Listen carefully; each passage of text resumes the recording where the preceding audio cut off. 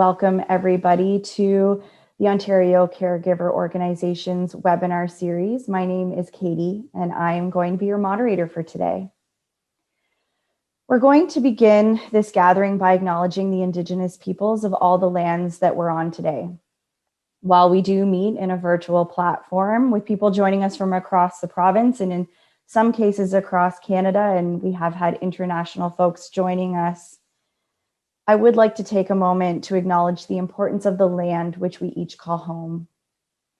The land I'm standing on today is the traditional territory of the Haudenosaunee and Anishinaabe peoples, many of whom continue to live and work here today. This territory is covered by the Upper Canada Treaties and is within the land protected by the Dish with One Spoon Wampum Agreement. Today, this gathering place is home to many First Nations, Métis, and Inuit peoples, and acknowledging this reminds us that our great standard of living is directly related to the resources and friendship of Indigenous peoples. As an organization, we are learning about the lands from which we work, exploring how we can be meaningful allies and how we can support the recommendations from the Truth and Reconciliation Agreement. We do this to reaffirm our commitment and responsibility in improving relationships between nations and to improving our understanding of local Indigenous peoples and their cultures. We do invite you to take a moment to reflect on the land where you are. And if you're not familiar with that, we will be sharing an interactive map that tells you which traditional territory your city or town sits on in the chat box. In these webinars, the OCO brings together caregivers and subject matter experts to explore topics of interest to caregivers. We do this to support and engage family members, friends, neighbors, really anyone who is a caregiver to someone else. So I do want to introduce our topic and our speaker at this time. So today, as I mentioned earlier, we are going to be talking about grief and bereavement. This webinar will walk participants through their journey of grief and will present some helpful tools to use during this time. So I would like to introduce our speaker today, Eugene Dufour. Eugene is an individual, marital, and family therapist. He's a bereavement specialist, compassion fatigue educator, and a critical incident stress debriefing consultant. He's been working in bereavement, trauma work, hospice palliative care, and the HIV/AIDS movement for the past 30 years. He's a past president of the Ontario Palliative Care Association and the Canadian Hospice Palliative Care Association. In 2002, Eugene was presented with the commemorative medal for Her Majesty Queen Elizabeth II's Global Jubilee by the Governor General of Canada for his work in hospice palliative care. In June of 2019, Eugene was named a Paul Harris Fellow by the Rotary Foundation of Rotary International for his involvement in establishing the Rotary Hospice of Stratford, Perth. Eugene presently works as a psychosocial spiritual care clinician with the Huron-Perth Palliative Care Outreach Team, and he is the proud Pepe to Julia, Aurora, Dylan, and Oakland. In March of 2012, Eugene and Michelle O'Rourke published their book, Embracing the End of Life, Help for Those Who Accompany the Dying. Welcome, Eugene. So we'll just get you to unmute there. Wonderful, thank you, welcome. Thank you very much. And you are a very gifted moderator. Carol's gonna lose you to CBC, I think. So again, thank you for this great opportunity. And whenever I hear that introduction, it sounds like I can't hold down a job. But you're very brave to come on a topic like this. We live in a death-denying, grief-denying culture that says, don't talk, don't trust, don't feel, and for gosh sakes, don't change. Well, how can you not change when you're going through a serious, life-limiting, or life-threatening illness? And so looking at aspects of grief, I think, is really important. So we'll spend some time just kind of looking at the general information about grief. I'm going to present 2 or 3 kind of models that some people find really helpful. And then I'm going to spend a fair chunk of time on anticipatory grief. And I always like to start off my presentation by saying, tears are a sign of strength. They're not a sign of wisdom. So sometimes when you bring up topics like this, it just triggers some past thoughts or present emotions. And it's okay to have a really good cry. It's not meant to have a big cry fest, but we're human. And sometimes this triggers us when we got lots on our plates in dealing with that aspect. My favorite saying to people, my first session, if someone's coming in for grief support, is there's no right way or wrong way to grieve. There's just your way. And our job is to support that way in any way we can. And I think that's what makes it really helpful. I run a bereaved parents group every Wednesday night. There's about 12 sets of parents, all of who had lost children. And one of the dads said something that was really powerful. He said, in order for him to cope with the loss of his son, when it got overwhelming, he would play a game of solitaire on his phone. He wasn't a gamer. He really didn't like it, but he knew him and his son would often have little championships around solitaire. And at the end of the 8th year of this grieving process, he had to change phones. And he opened up that file where the solitary was on, and it recorded that he had won 10,000 games. And if he's anything like me, it probably takes 10 games of solitaire to win one. So probably 100,000 solitaire games. And that would just give him a break. It would allow him to ground himself, to have a little bit of a grief attack, and then be able to carry on. And I thought that's a great image for all of us, to find something in our lives that is going to break up this anticipatory grief, the heavy case workload that you're doing, and dealing with that particular aspect. I love this quote by C.S. Lewis. No one ever told me that grief felt so much like fear.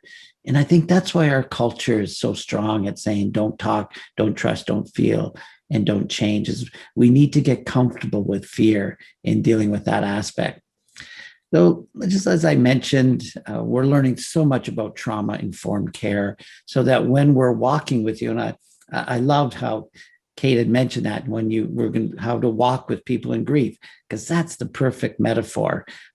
We walk beside, often behind, rarely in front, but walking with people in grief. And we need to do it in a way that's gentle. If they're not ready to deal with some of the bumps and bruises of anticipatory grief, they need to go at their own pace. In school, we were trained that grief needed to have outcomes, your grief counseling. There's no use doing a counseling program if you're not going to evaluate it, and you have to have outcomes. And the other thing is that grief was an event. It starts here and it ends here. And that's two of the worst things that we've known about grief, is that grief is not an event. It's a process. It's not linear, starting here, ending there. It goes all over the place. And that whole particular aspect around that, and outcomes. So in 6 months, you should be over your grief. The latest research out is the death of a loved one takes between 2 to 3 years to get over the initial impact, and the death of a child between 4 and 5. When I tell bereaved parents that, they breathe a sigh of relief. They say, it's been 4 years since Johnny has died, and I still feel like I'm going crazy. It normalizes it. Same with anticipatory grief. It is so new for all of us in dealing with that aspect. So when you're searching out to get support, or for a counselor, a therapist, make sure you ask questions about their understanding of trauma-informed care, so that they can know what works for you and what is really helpful in dealing with that. So I'll give you an example of how I used trauma-informed care when I was working for a family health team in Stratford. I had this emergency buzzer. It was a doorbell, and the ringing part was in the nurse's station. And if a patient got out of control, I would just hit the doorbell and staff would come running in. I never used it for that. Whenever a client came in, I gave them the doorbell and said, if for any reason you don't feel safe, you just press that doorbell, and this is what's going to happen. 2 or 3 female staff are going to come in. They're going to ask me to leave, and they're going to check if you're okay. And once I got that done, and I did that for 10 years, people would grab the doorbell, and it helped them go deeper with their loss. And that's something that's really important, is make sure that you're feeling really safe to talk about the stressors in this caregiving that you are experiencing. I love this quote by Christine Puchowski. Caring for the soul requires that we be fully present in situations we cannot control, and patient as a genuine meaning and a direction unfold. It means seeing familiar things in new ways, listening rather than speaking, learning from patients rather than teaching, and cultivating the capacity to be amazed. It means recognizing the power of our own humanity to make a difference in the lives of others, and valuing it as highly as our expertise. Finally, it means discovering that healthcare is a front row seat on misery and sitting in the seat with our eyes open. I hope you are surrounded by healthcare providers that are doing just that they are listening to you, that they are sitting with you, that they are walking with you, that you are the experts in that. And so the more that we can gently challenge our healthcare, because I think we're on a cusp of realizing that we got to change how we do things, and that your loved one and you need to be the center and focal of that care. And when you do it as a team focused care, it makes it so much helpful. Joan Borisenko is a psychologist, and she says, we in the care partnering community frequently encounter people with illness at a point when they are no longer who they have been and are not yet reborn into who they will be. We meet them in a place between no longer and not yet. No longer and not yet. That is very difficult for you folks and for your loved ones in this time of illness. And just of the not knowing. It's very difficult for care providers in dealing with that aspect. And we know this is to be called liminal time, a time of incredible transformation. And we need to have our antennas up to look at that transformation so that we can really focus in on really good care that's dealing with that aspect. Again, one of my other great persons I like to quote, Parker Palmer, spending his whole career teaching teachers how to be teachers. And the beautiful thing about YouTube is you can YouTube these folks and hear all their lectures if you don't have time to read their books. But he says one of the hardest things we must do sometimes is to be present to another person's pain without trying to fix it, to simply stand respectfully at the edge of that person's mystery and misery.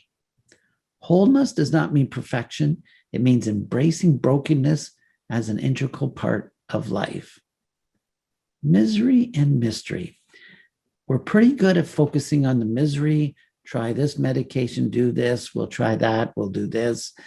But we're kind of left on our own for mystery. And when I use the word mystery, I don't mean mystery in the religious sense. I'm thinking it's, how is this person's misery affecting their mystery? How is their misery affecting meaning and purpose in their lives? How is it affecting the meaning and purpose in their loved ones' lives as they accompany them during this difficult time of unknown, and how to support people at a time of illness in that aspect of it? So I'm just back from a compassionate leave program. My dad had developed lung cancer. I live in Bayfield. He lives in Windsor, so that's about a 3-hour drive. And it was just too difficult. So my advice for anybody who is thinking of taking the compassionate leave, take it sooner than later. I was struggling, should I wait so that I can be more of a physical hands-on?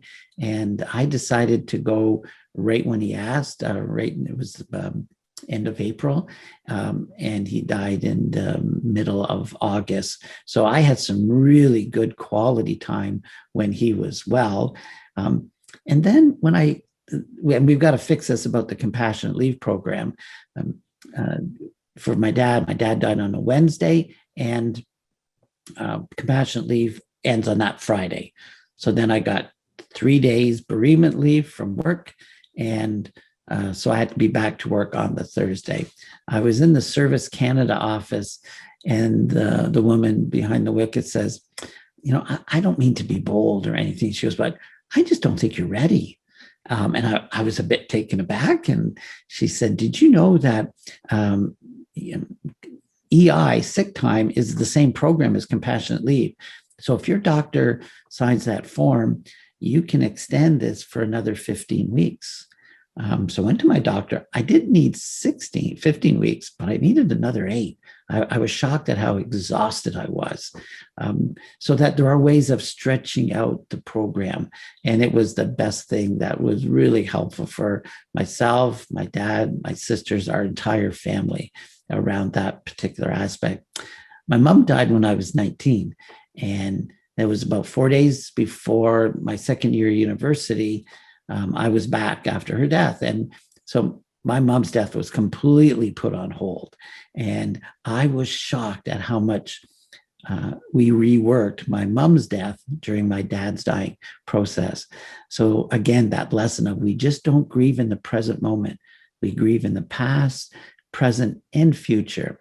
So if you find like past losses popping up, it just kind of tap you on the shoulder to say, I think you need to spend a little more attention with me and dealing with that particular aspect. So we learned again so much. My dad, you see this picture here, is the 13th of 15 kids. And there was only 2 left. And so that was a huge, huge connection to sharing those particular stories that were so helpful in dealing with that aspect. When he was in the cancer treatment, he wasn't getting a chance to make it to the bathrooms. We finally convinced him, Dad, we're going to bring a urinal. So I was with my 3 sisters, and we had a blanket and this urinal, and he's in the chemo chair, and there's 10 other people in the chair. And all of a sudden, Dad says, I got to pee. So my sisters wrapped a blanket around him, and I dropped to my knees, and I get out the urinal bottle. Right at that time, a nurse comes in. She goes, what's going on here? And my dad very reverently bows his head and says, prayer meeting. So everybody's heads bowed down, and they're trying to, my sisters from not laughing. But of course, I didn't hear what was going on, and Dad was wiggling all over the place. I said, Dad, would you hold still? You're peeing on my hands. And the nurse said, so much about a prayer meeting. But so we had an incredible lot of fun, of remembrance. And so we did a lot of that anticipatory grief. And we talked about it. And I'll give you some ideas on how to do that and dealing with that aspect. Pema Chodron is a Buddhist priest, and there's a beautiful retreat center in Halifax. And she says, the truth you believe and clings to makes you unavailable to hear anything new.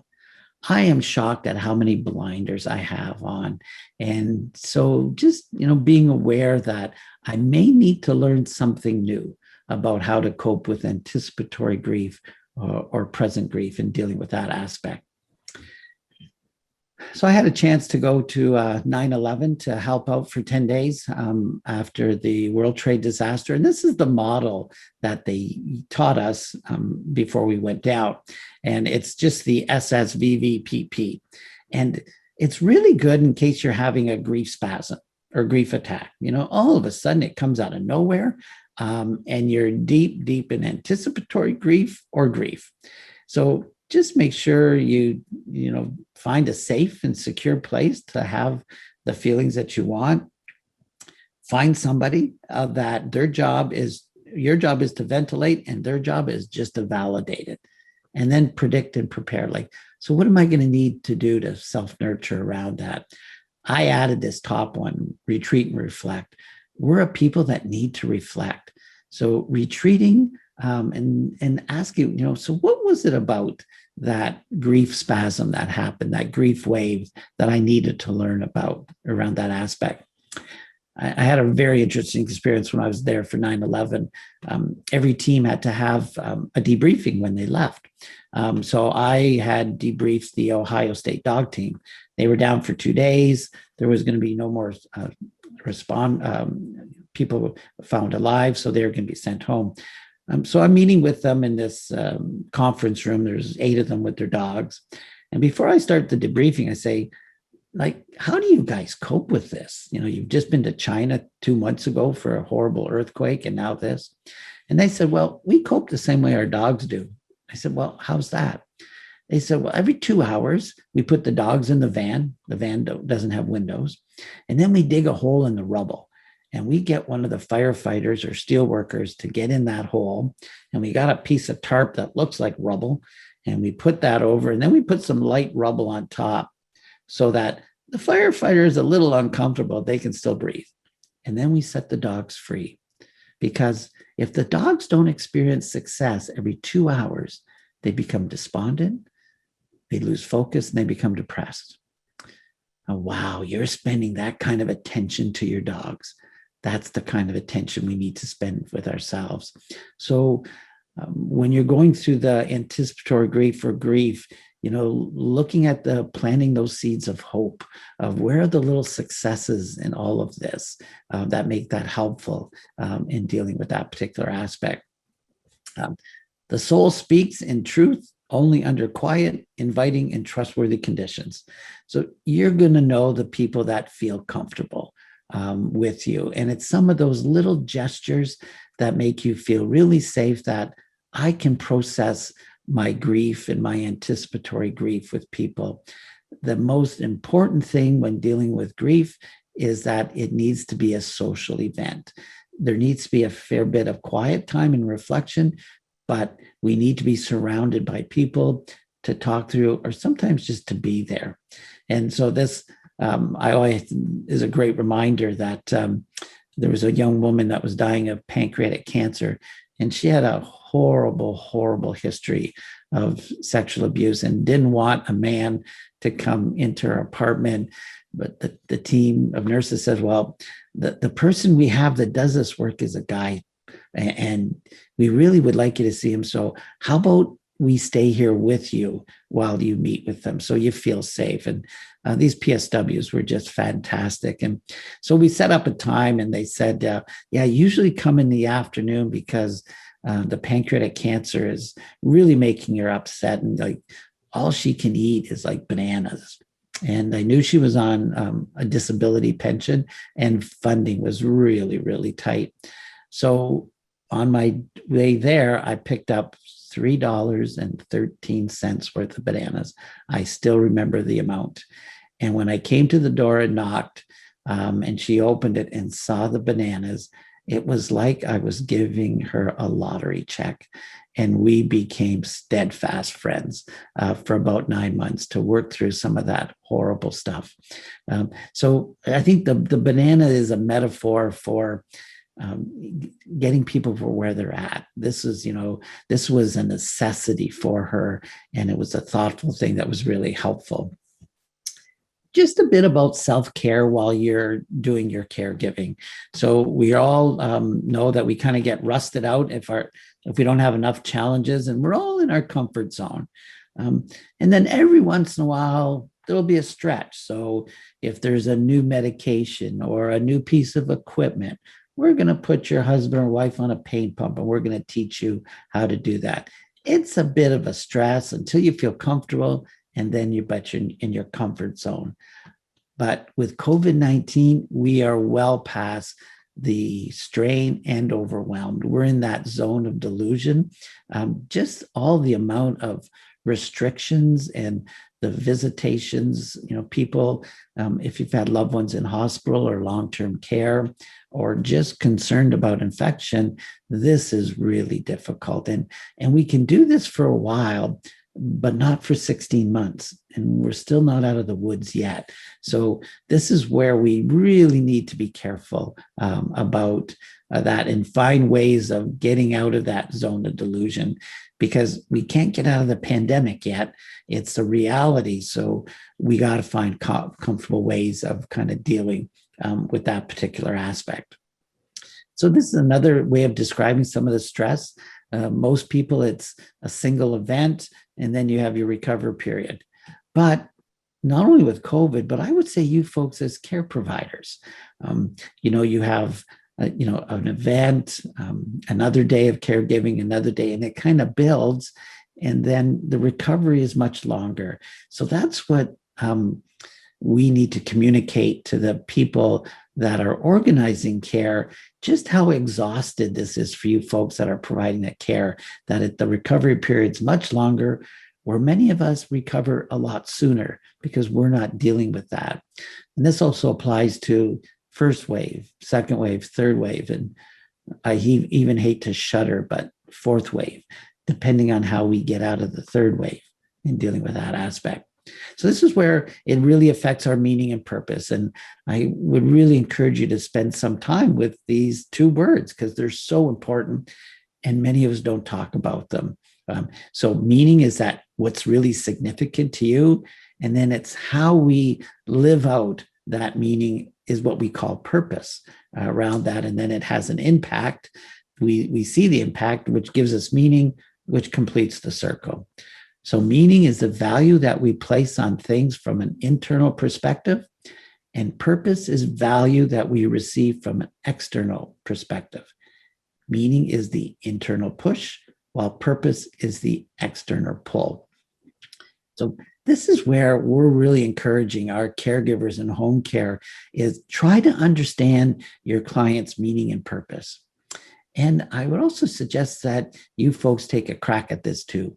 Try and teach us care providers what your meaning and purpose is, because when we're on that same page, that way, that's really helpful. Viktor Frankl says, life is never made unbearable by circumstances, but only by a lack of meaning and purpose.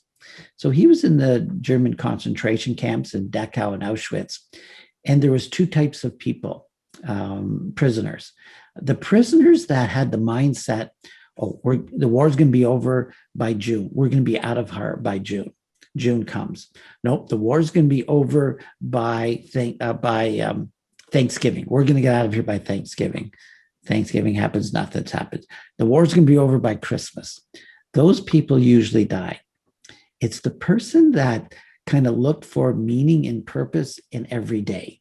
And often that meaning and purpose was, how am I going to help my fellow prisoner get through this day? And so when their meaning and purpose was focused on somebody else, and when it was focused on the present moment, those are the ones that survived the concentration camps. So I think that's a really good message for us that are doing that heavy slugging in personal care and emotional care around that, is trying to stay in the present moment, trying not to let that experience overwhelm around that particular aspect. That's so important. I love the analogy of the sponge. So the sponge has the ability to soak up water and squeeze out. But if you leave the sponge in the water too long, it loses its ability to do what it's meant to, absorb and squeeze out. Our coping batteries are like that. If we are in the water too long, we're just not able to provide that care. So most caregivers really struggle with respite care for themselves and for self-care, but this is so important to deal with that aspect. I had a really good supervisor who knew I was kind of, I would never turn down anything. And he said to me once, he said, if you can't say no, how good is your yes? And boy, did that resonate with me and really made me look at my values and really changed meaning and purpose in life for me in dealing with that aspect. So we just need to know what's in your stress bucket. It can be caused by interpersonal stress, environmental stress, intrapersonal stress, and then recycled stuff that it keeps on coming over and over and over again, that ones that we haven't really worked on around that aspect. But I like this bucket also, because this is where all the stuff goes in, the stress and the trauma. Ordinary stress kind of gets burnt off quite easily. They come out of the faucets quite easily, but it's the trauma, what I would call the secondary trauma or vicarious trauma. So learning that your loved one has a life-threatening illness could easily be a very traumatic experience. And those often go to the bottom of the bucket and they kind of stay there around that. So that's where, and often it changes our worldview when you see somebody struggling or suffering, we need to find ways of getting all of this stress. And so we then need to add certain faucets. So what really works for you in dealing with that particular aspect? So what we know is that grief is a natural response to any type of loss. It's a source of stress for everyone, and it requires both physical and emotional energy to cope with the changing aspects of the loss. So physical work is just as important. People say, why do I feel so exhausting? Because it's exactly that. It's a lot of work. It's a lot of hard work in dealing with that. So my favorite sayings, there is no right way or wrong way to grieve, just your way. And I've always had bereaved parents tell me this: the pain of grief never goes away, nor should it, but it does soften. And I think when people are struggling around positions of meaning and purpose, it's so important to be aware that we plant those seeds of hope, that it does soften. And it's not an event, it's a process. And, don't lose what you have to what you have lost. And I think that just grounds us in that sometimes we are so overwhelmed with the loss, we forget all the gifts and skills that we have to cope with the loss and dealing with that aspect about it. What we know about grief support is that about a third of the population do good with family, friends, social groups, and their church connections. Another third benefit from individual counseling, and a third benefit from grief groups. So the more that we can offer these, the more better it will be. And we're starting to create more and more grief groups, but also encourage you. Most people say, "Oh, I'm not a group type of person." Sometimes I encourage them just to sit and listen. And with Zoom, they're feeling a little more comfortable because they're in the comfort of their own home. And I bet you there's going to be an uptake in grief groups around that aspect. I think that would be really helpful in dealing with that. So it's an opportunity to, after the first couple of weeks, there seems to be like a general anesthetic that goes over people that gets them through all those difficult things. And then they sort of hit the wall. So individual counseling and grief groups can be very, very helpful. They did a huge study on tears. And what they found is that tears that were produced by peeling onions is totally different chemical compound than tears produced by crying from an emotion. There are much more oxytocin in the tears when you're crying from emotion. As you know, oxytocin is that cuddle drug. It's the drug that soothes you. Many pregnant women have high levels of oxytocin right before birth and after birth. And that's what they're finding in tears of grief. So there's a real healthy balance about crying of tears and dealing with that aspect. Just some myths. Keep busy. It's the best remedy. Not talking about death will make it easier. I have so many bereaved parents and bereaved people say, I love it when they call my husband's name. It's so important. The cards that I get that say deepest sympathy don't mean anything. The cards that I got to say, dear Susie, I'm so sorry for your loss. I have the greatest memory of Joe. And they go on and write that memory. That's stepping into relationship, and that's expressing an event that will bring her joy, and will know that, oh, I feel comfortable connecting with her. Time heals. There is a component that, it does soften, but to say to somebody in grief like that is not helpful in dealing with that. And we know that people that say, oh, at least you've got another angel in heaven, they're really saying that from themselves. They're scared silly. I don't know what to do. I don't know what to say. And that's why I always say, never underestimate the power of your presence. Just be there. It's so important. Grief lasts for three months. The best thing is not to talk about the death. And people grieve faster if it's not their first death experience. A death is a death, and we learn other skills. The research says your first two deaths, how you handle that, will probably predict how you handle death in the future. So it'd be a really good idea to look at those two deaths and what did I do that was healthy? And what did I do that was not so healthy? So that we can change some of our reactions. That can be important in dealing with that. Anticipated deaths are easier to grieve. I'm 6 of one, half a dozen on this one. I mean, anticipated grief, yeah, you get a chance to say all the things that you want to say. But if someone's been palliative for a year and a half, physically that's exhausting. And then if you have a sudden death, you didn't have a chance to say all those goodbyes, but you're not exhausted by a year and a half of preparing for someone to die. So it's 6 of one, half a dozen the other. They both are devastating loss. And even anticipated deaths are just as devastating. I was shocked. I've been preparing for my dad's death for 6 months. I was shocked at how grief-stricken I was. And I was thrilled that I was grief-stricken around that aspect. People who visit the gravesite living in the past, whatever's helpful. Some people going to the gravesite is really important, and some it's not. Again, there's no right way or wrong way. There's just their way. My mom was from Huron County, so whenever I need to be in her presence, I just go to Lake Huron, and I feel really connected where I don't at the cemetery. Protecting young children from grief. That's our natural response, is to shield kids from pain. If a child's old enough to love, they're old enough to grieve. And kids can handle the known. It's the unknown they can't handle. So we've learned so much about including kids and how helpful that will be in order to deal with that. Waited until the child's older to inform them what happened. Again, kids can handle that. Having many sympathetic people around tends to prolong grief.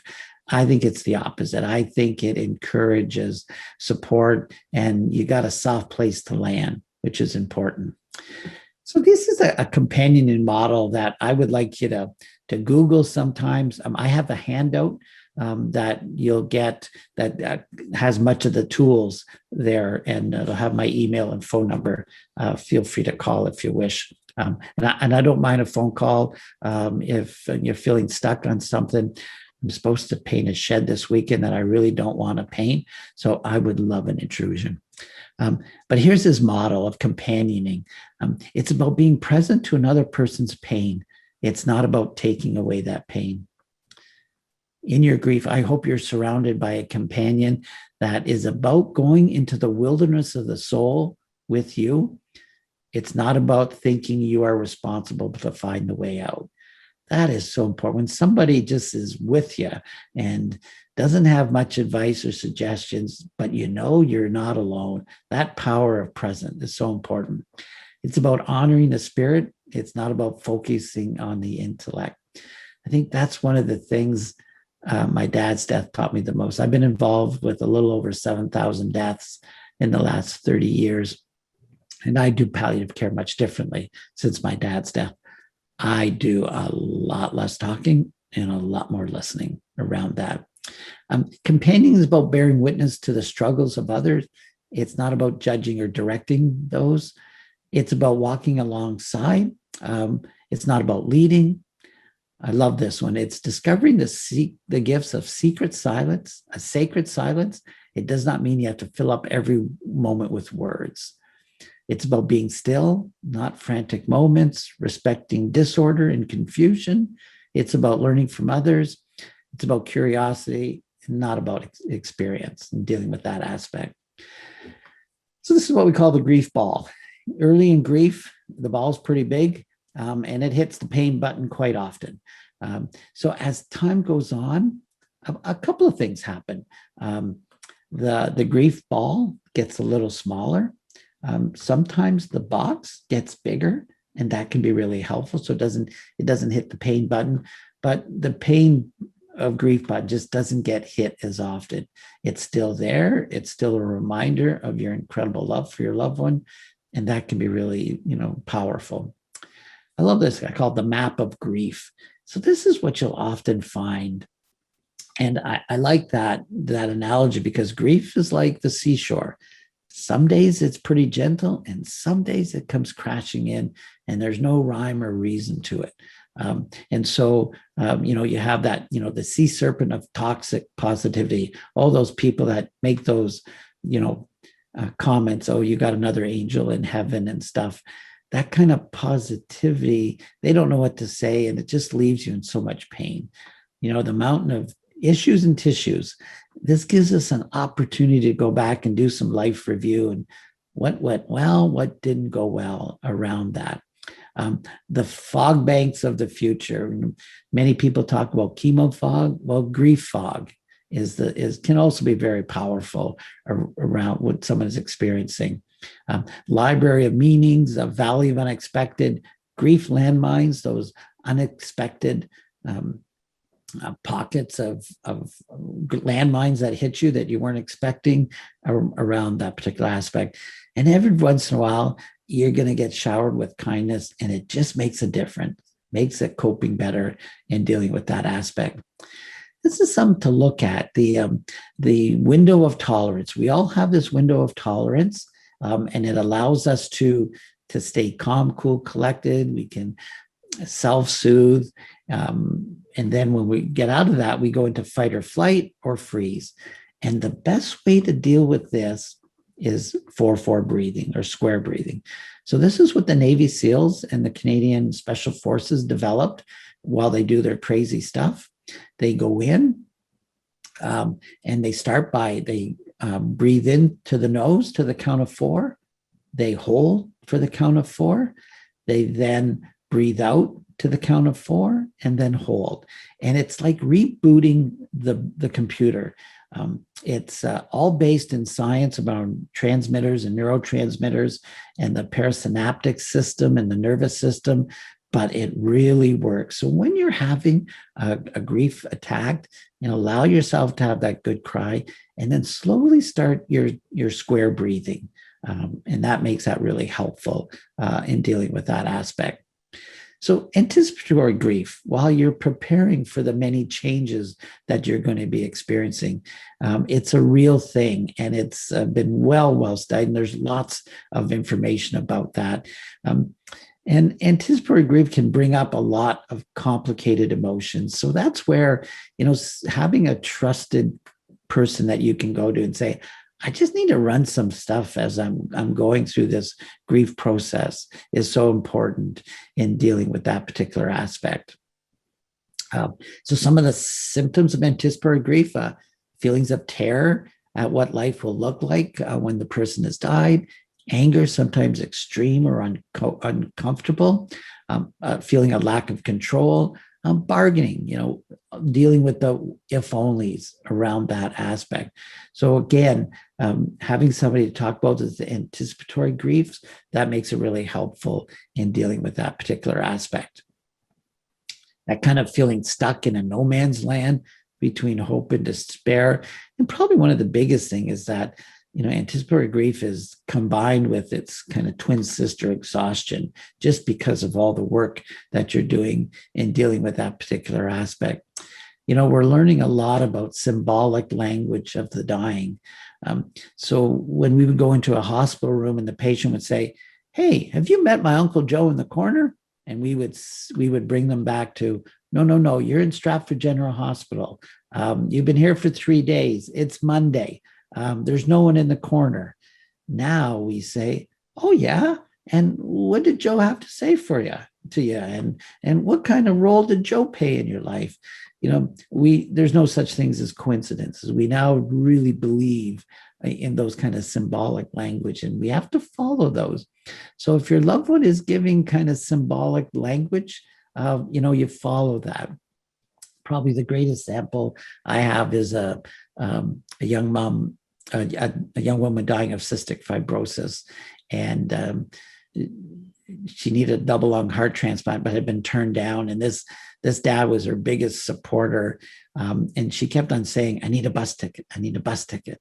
So when I talked to him and said, "I really think she needs permission from you," and he was quite angry. He fired me and said, "I'm not going to do that. I'm not talking to this about her." He left and he came back and he closed the door. You could hear a lot of crying and screaming. And when we went back in, there she was holding a $20 bill. to buy the best bus ticket. That's the best he could do, but he did it. And how that little symbolic language about the bus ticket was so important in dealing with that particular aspect. I'll make sure that you get that these slides get posted on somewhere so that you can see them. There's a lot of secondary losses. You're going to find that grief can be, delayed, a chronic grief or distorted grief.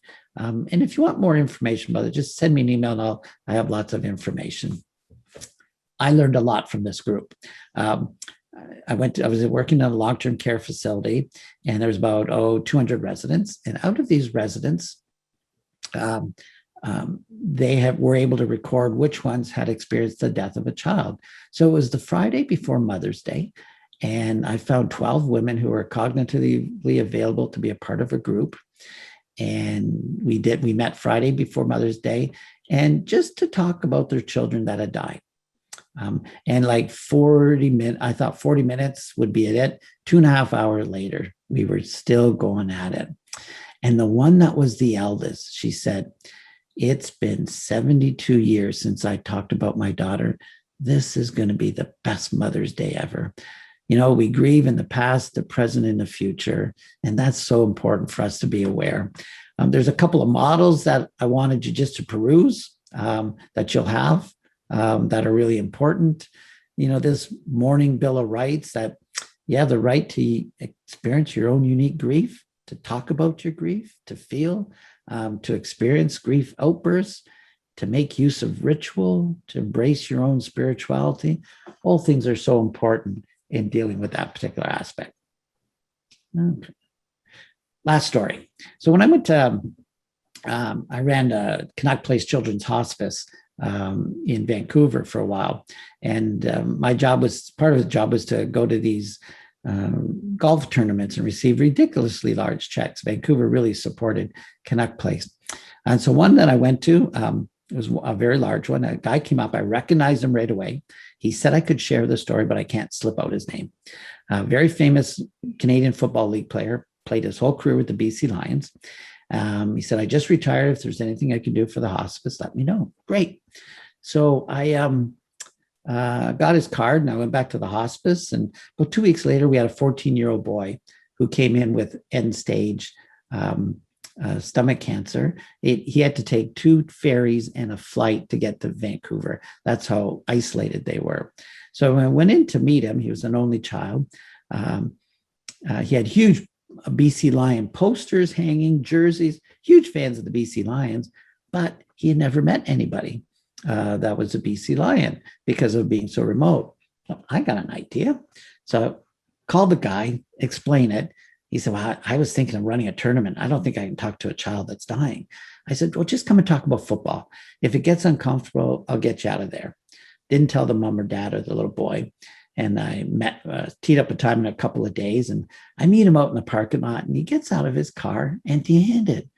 No jersey, no autograph football, empty-handed. So I thought, bring him in the room. Of course, they didn't know. They recognize him right away. They are just little guys jumping off the bed. So about 2 hours, they're talking about football, and this guy had won 2 Grey Cups, and they talked about that. And all of a sudden, the little boy said, the hardest thing about dying, he never said that word before. Hardest thing about dying is that I'll never be able to play football again. Everybody's head went down to the floor. And I'm about to yank the football player out of the room. And what does he do? He slips off his Grey Cup ring and gives it to the little boy. He said, I want you to squeeze that ring. Whenever you're scared, you just squeeze it. If the pain gets really hard, you squeeze it even harder. And you just hold on to that ring. And when you're done with it, get it to your mom and dad, and they'll get it back to me. For all you folks out there that are caregiving loved ones, you slip off your Grey Cup rings every day, multiple times a day. Sometimes those Grey Cup rings are bright and shiny and full display, and some of them are bumped and bruised and scratched, but you always unconditionally slip off that Grey Cup ring. And as long as we're aware there's a cost of that, and as long as we as community partners and caregivers are aware of you slipping off those rings so that we can support you, that's what's going to create continued great care. That's what's going to allow you to talk about anticipatory grief and complicated grief and just the incredible love story that you have with your family members and dealing with that. You know, supporting people at home is one of the greatest gifts that you can give them. Never underestimate the power of your presence. And that's, again, what continues to provide excellent and compassionate care. Thank you, Eugene. That was wonderful. So much rich information. I really appreciate how you integrated a lot of your personal experience and lived experience into that. I feel like we could probably have you back 2 or 3 more times to dig into some of the content. And I'd be glad to. Thank you.